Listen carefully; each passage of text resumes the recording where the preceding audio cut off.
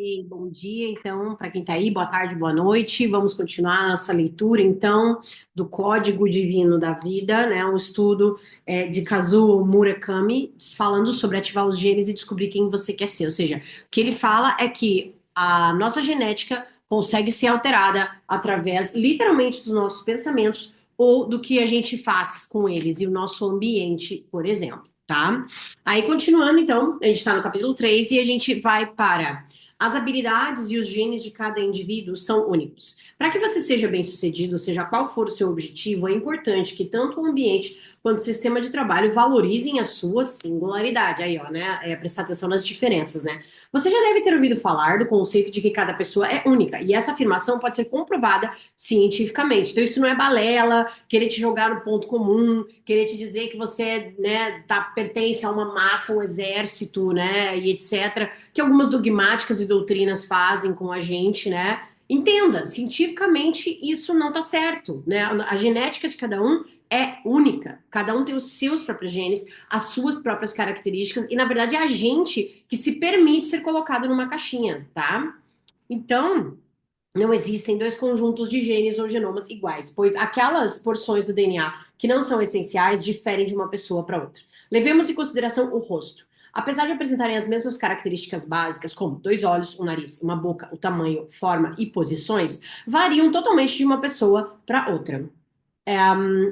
Então, desse modo, duas pessoas nunca serão idênticas. O mesmo acontece com os genes. Nossos genomas possuem características incomuns, mas são diferentes para cada pessoa. E essas diferenças não se manifestam apenas na aparência ou constituição física. Elas estão presentes também na personalidade e na aptidão de cada indivíduo. Quando eu afirmo que todos nós somos dotados de habilidades surpreendentes, eu não quero apenas agradar as pessoas. Trata-se da mais pura verdade. Na verdade, isso é ciência comprovada. Nenhum código genético é igual ao outro. A gente pode ter as mesmas características base, mas aqueles pedacinhos de genes que às vezes estão adormecidos ou que às vezes despertam por determinada coisa, tipo ambiente, situação, pessoa, emoção, pensamento, eles vão nos diferir uns dos outros, tá?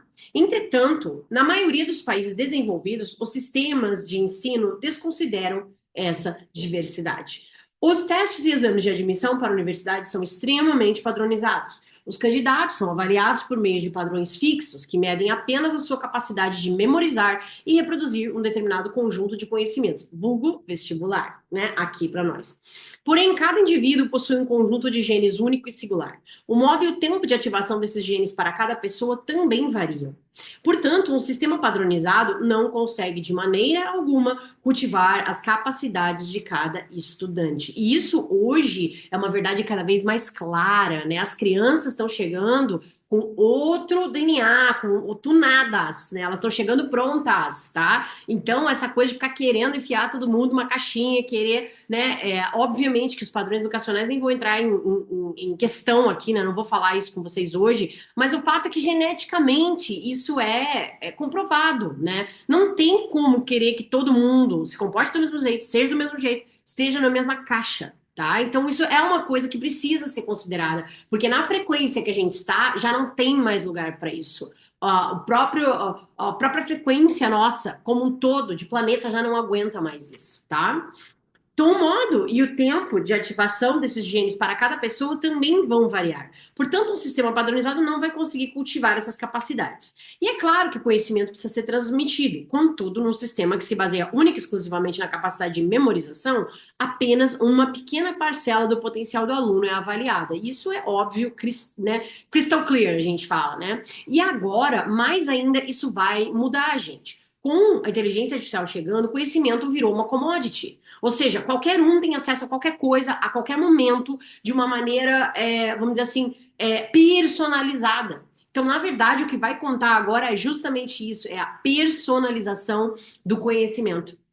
Aí sim, a gente vai estar chegando em um lugar onde a gente vai poder sim trazer o potencial de cada pessoa ao seu máximo, tá? É claro que esse conhecimento precisa ser transmitido, então, né? A capacidade de memorizar informações dificilmente trará grandes contribuições para o progresso e desenvolvimento da humanidade. Ideias inovadoras surgem principalmente pela falta de respostas, e os alunos que se sobressaem no sistema atual em geral fracassam quando defrontados com um novo.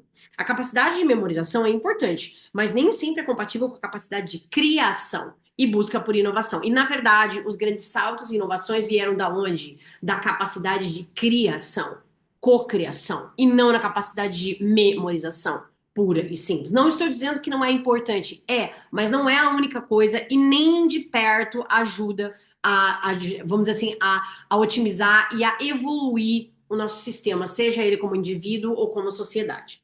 É claro que o conhecimento precisa ser transmitido, como a gente já falou, né? É interessante notar que vários ganhadores de prêmio Nobel não eram alunos brilhantes, sob o ponto de vista acadêmico. Quando eu conheci Kenichi Fukui, ganhador do Prêmio Nobel de Química em 1981, ele me contou que pouco tempo antes não havia conseguido resolver uma questão de química contida na prova de admissão de uma universidade japonesa, mesmo sendo especialista naquela área. O ensino atual parece se resumir a memorizar, encher a cabeça de palavras e depois despejá-las em um papel. E esses não deveriam ser os únicos critérios de avaliação de uma pessoa, ele comentou. Isso era 1981, tá? Quando ele falou disso aqui. Então você imagina hoje o que é isso, né? Meu mentor, Ko Hirasawa, era um grande amigo de Hideki Yukawa, ganhador de Prêmio Nobel de Física de 1949 e o primeiro japonês a ganhar um prêmio Nobel. Em uma ocasião, Hirasawa queixou-se a Yukama. Meu cérebro é muito mais lento que o seu. Não estou conseguindo acompanhar o seu raciocínio. Ao que Yukama respondeu: Você pode não acreditar, mas está sendo muito mais difícil para mim do que para você. Quando Hirasawa lhe confidenciou que havia carregado um forte complexo de inferioridade durante todo o período que cursou o ensino médio, Yukawa respondeu: Eu também. Eles não estavam sendo modestos, apenas honestos, né? Ou seja, os grandes gênios não necessariamente são alunos maravilhosos, né? Porque esse sistema acadêmico, ele tá quebrado, gente, ele não funciona mais direito, não adianta. Isso já faz tempo. Eu tenho filhos adolescentes, eu sei o que que é. É uma luta aqui, é uma luta, né? Os dois têm altas habilidades, os dois têm uma facilidade muito grande em algumas áreas, e em outras áreas eles têm dificuldade. Então, é muito complicado equalizar isso, né, hoje em dia. E a gente vê isso com todos os adolescentes e crianças hoje. Afinal, esses dois cientistas brilhantes tinham uma baixa autoestima. E quando eu ouvi esse relato anos atrás, tive esperança de que também pudesse chegar a uma posição de professor. Pois o fato é que, como eles, eu também questionava a minha inteligência. Na época em que ainda estava estudando para os exames de admissão na universidade, minhas notas eram as mínimas necessárias para aprovação. E quando eu consegui entrar na Universidade de Kyoto, eu tive certeza que tinha sido por muito pouco. Lembro-me de sentir um grande alívio quando descobri que na universidade havia outros alunos como eu. Hirasawa e Yukawa não eram alunos fracos, mas também não seriam considerados excelentes pelos padrões educacionais de países desenvolvidos. A manutenção dos sistemas educacionais que pregam a memorização e obediência cega a regras, aceita internacionalmente, não é adequada, pois esse tipo de inteligência está sendo cada vez mais desvalorizado. Hoje, então, com a IA nem se fala, né, gente? Não tem nem o que dizer.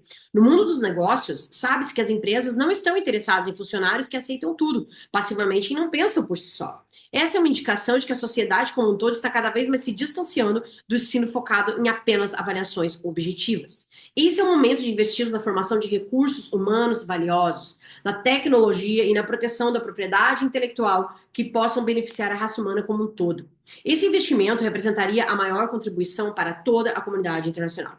Geneticamente, estamos entrando em uma época em que cada indivíduo precisa desenvolver e utilizar todas as suas habilidades. E sabe como que a gente consegue fazer isso? Delegando tarefas operacionais. E como que isso hoje é uma possibilidade na mão de absolutamente todo e qualquer ser humano, com as ferramentas de inteligência artificial bem aplicadas e bem utilizadas, como executoras, não como amiguinha de bate-papo, gente. Sinceramente, isso aí eu não vejo um nexo nisso, né? Eu hoje, na minha operação, no meu negócio aqui, eu uso praticamente 80% de inteligências artificiais. Aonde? Em todas as etapas processuais. É delegar operações. E aí isso me dá lugar para quê? Para minha energia de criação. Eu consigo ter mais espaço na minha mente para criar, para entregar como expert, para entregar aquilo que só eu consigo entregar para as pessoas, como, por exemplo, um raciocínio em cima de uma leitura, tá? Que é meu, né? Amanhã pode fazer? Pode, mas baseado em quê? Em quê? Em que contexto? Vai ser uma repetição, vocês entendem?